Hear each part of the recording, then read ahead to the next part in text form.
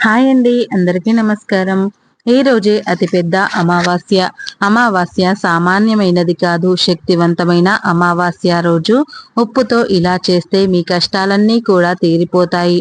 ఈ శక్తివంతమైన అమావాస్య రోజు సాయంత్రం 6 నుండి 12 గంటల లోపు ఉప్పుతో ఇలా చేస్తే కటిక దరిద్రుడైనా సరే కుబేరుడుగా మారిపోతాడు. అమావాస్య రోజు రాత్రి సమయంలో చేసే ఏ పరిహారానికి అయినా సరే మంచి శక్తి ఉంటుంది. ఉప్పుతో ఈ పరిహారం చేస్తే మీరు అనుభవిస్తున్న పేదరికమంతా కూడా క్షణాలలో పోతుంది అనుకుంటూ ఉంటారు.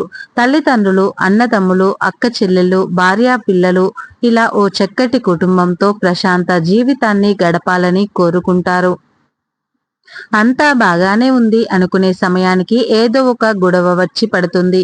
అప్పటి వరకు సంతోషంగా ఉన్న వారంతా కూడా ఒక్కసారిగా ఆనందాన్ని కోల్పోతారు. ఆ కారణంగానే ఇంట్లో గొడవలు, తీవ్రమైన ఒత్తిడితో కొంతమంది సతమతమైపోతూ ఉంటారు. ఎంత వెతికినా దీనికి కారణం కనిపించదు. దీంతో కుటుంబ సభ్యుల మధ్య అపార్థాలు చోటు చేసుకుంటూ ఉంటాయి. ఎంత సంపాదించినా ఉన్నదానికి మించి ఖర్చులు పెరిగిపోతూ ఉంటాయి. ప్రశాంతంగా ఉందామన్నా కూడా ఉండలేరు. అయితే దీనికి నెగటివ్ ఎనర్జీ కారణమని పండితులు అంటూ ఉన్నారు. దీని ప్రభావం కుటుంబంలోని సభ్యులందరిపైన కూడా ఉంటుంది. ప్రతికూల శక్తుల ప్రభావంతో ఇంట్లోకి మనశ్శాంతి కరువవుతుంది. అయితే ఇటువంటి నెగటివ్ ఎనర్జీని తొలగించుకోవడానికి ఒక సింపుల్ ట్రిక్ ఉంది. ఆ సింపుల్ ట్రిక్ పాటిస్తే మీ ఇంట్లో ఉన్న ప్రతికూల శక్తులు పారిపోతాయి. ఇంట్లోని చిన్న పిల్లలకు కానీ, పెళ్ళైన కొత్త జంటలకు కానీ దిష్టి తగులుతూ ఉంటుంది. అంతేకాదు ఇంట్లోకి ఇతర కొత్త వస్తువులు వచ్చిన దిష్టి తీస్తూ ఉంటారు. దిష్టి తీయడంలో ముఖ్యంగా ఉపయోగించే వస్తువు ఉప్పు. అలాగే ఇంట్లోని నెగటివ్ ఎనర్జీని దూరం చేసుకోవడంలో కూడా ఉప్పు బాగా ఉపయోగపడుతుందని అందరూ చెబుతూ ఉంటారు. ఇంట్లో నెగటివ్ ఎనర్జీ ఉండటం వల్ల వచ్చే నష్టాలు, ప్రమాదాలు అంతా ఇంతా కావు.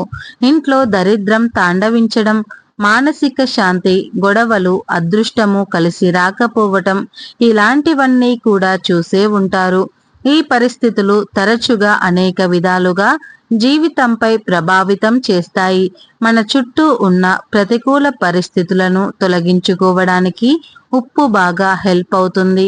సాధారణంగా ప్రతి అమావాస్యకు దిష్టి దోషాలు పోవడానికి, చెడు గాలుల ప్రభావాలు పోవడానికి, లక్ష్మీ కటాక్షం కలగడానికి, ఆ శని భగవానుడి అనుగ్రహం పొందడానికి అనేక పరిహారాలు చేస్తూ ఉంటారు. అయితే అమావాస్య రోజున మీరు ఏ పరిహారం చేసినా చేయకపోయినా ఈ పరిహారం మాత్రం మీరు తప్పకుండా పాటించాల్సి ఉంటుంది. ఈ పరిహారం ఎంతో శక్తివంతమైనది. అంతేకాదు ఎన్నో ప్రయోజనాలు కూడా ఉన్నాయి. ఎంతో మేలు జరుగుతుంది. ఆర్థికంగా ఇబ్బందులు పడుతున్న ఎన్నో కష్టాల్ని తొలగించేస్తుంది. మీకు పట్టిన దిష్టిని, ఉన్న నరఘోషను తొలగించేస్తుంది. ఆర్థికంగా, ఆరోగ్యంగా కుటుంబం ఆనందంగా ఉండేలాగా చేస్తుంది. ప్రతి నెలలో పౌర్ణమి, అమావాస్యలు సర్వసాధారణం. కానీ కొన్ని ప్రత్యేకమైనవి ఉంటాయి.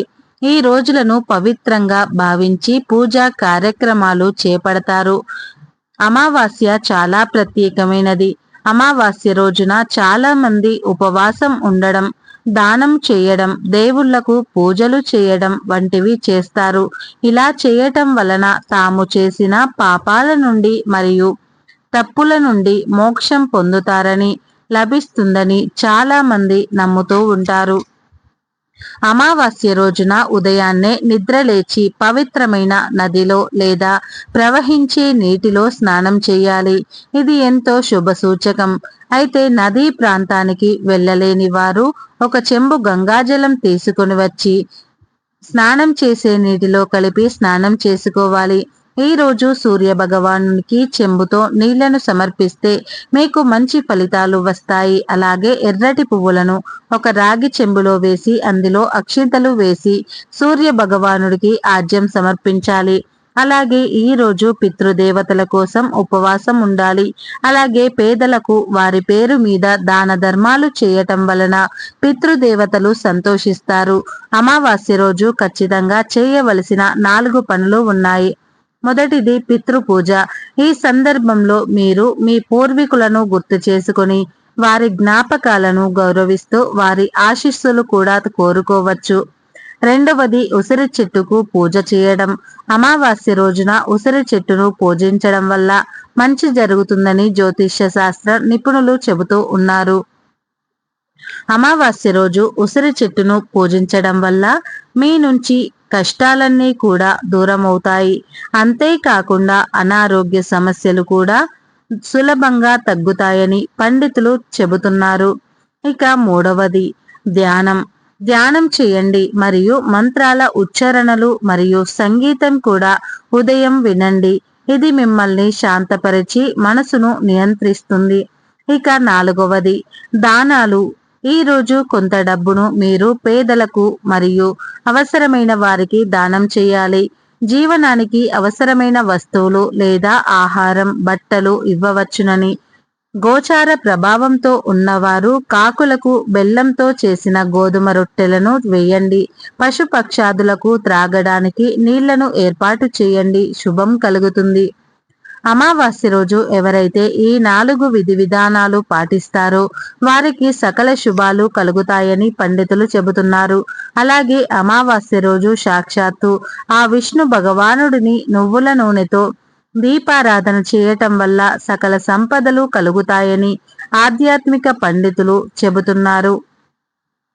అమావాస్య రోజు లక్ష్మీదేవిని ఆరాధించడం వల్ల మీ వ్యక్తిగత మరియు వృత్తి జీవితంలో అడ్డంకులను అధిగమించడానికి మరియు విజయాన్ని సాధించడానికి వారి ఆశీర్వాదం మరియు అనుగ్రహాన్ని పొందవచ్చు. లక్ష్మీదేవి సంపద, శ్రేయస్సు మరియు అదృష్టానికి దేవత. అమావాస్య నాడు లక్ష్మీదేవిని పూజించడం వల్ల ఆర్థిక స్థిరత్వము, సమృద్ధి మరియు వ్యాపార విజయాలు లభిస్తాయి. కాబట్టి ఈ రోజున లక్ష్మీ పూజ చేయటం వల్ల ఆర్థిక పరమైన అడ్డంకులు తొలగిపోయి ఇంటికి మరియు కుటుంబానికి శ్రేయస్సు చేకూరుతుంది. దీని వెనుక ఒక కథ కూడా ఉంది. అమావాస్య రోజున లక్ష్మీదేవి భూమిని సందర్శించాలని నిర్ణయించుకుంది. అమావాస్య కావటంతో విపరీతమైన చీకటి కారణంగా ఆమె దిశలను సరిగ్గా నిర్ధారించలేకపోయింది. దారి తప్పుతుంది. కొద్దిసేపటి తర్వాత ఆమె వెలుగుతున్న దీపాలను గుర్తించి దేవి కాంతి మూలం దగ్గరకు వెళ్ళినప్పుడు ఆమె ఒక గుడిసెను చూసింది. ఒక వృద్ధురాలు తన ఇంటి బయట గుడిసె తలుపులు తెరిచి దీపాలు వెలిగిస్తుంది.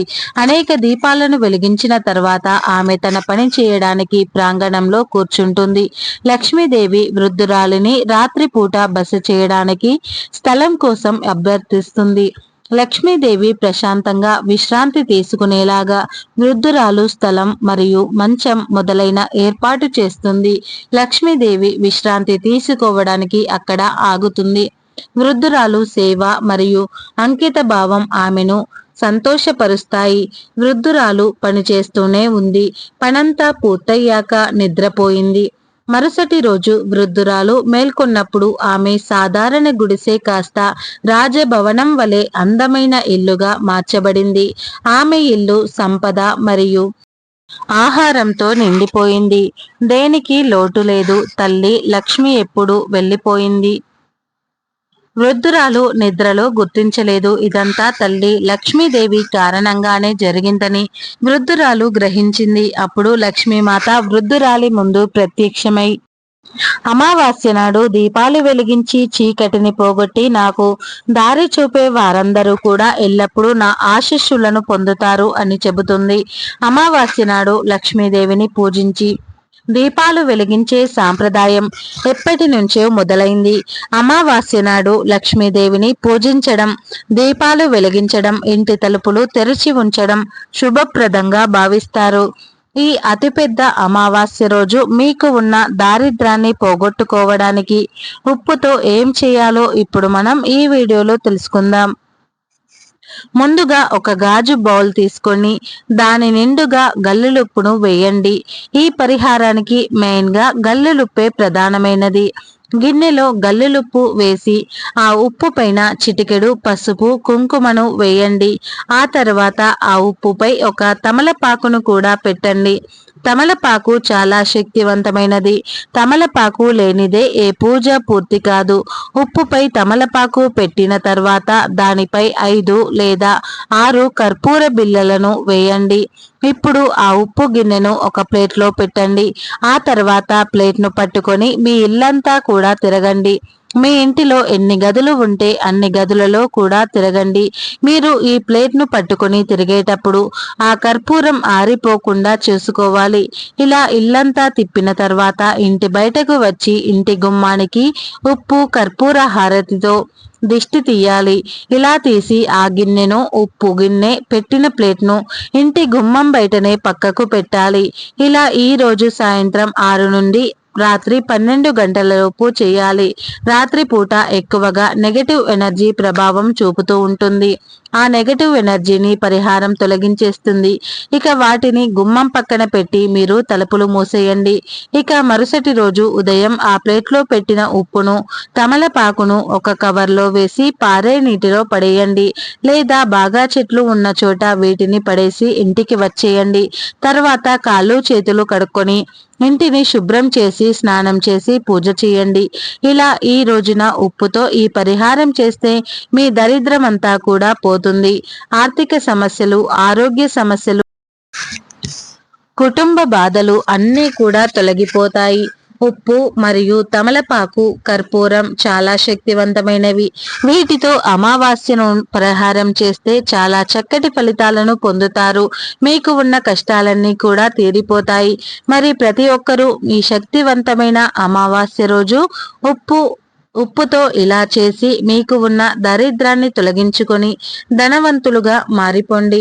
ఫ్రెండ్స్, మా వీడియో నచ్చితే లైక్ చేయండి, షేర్ చేయండి. అలాగే కామెంట్ బాక్స్లో ఓం నమః శివాయ అని తప్పకుండా కామెంట్ చేయండి. ఈ వీడియోని మీరు పూర్తిగా చూసినందుకు ధన్యవాదాలు.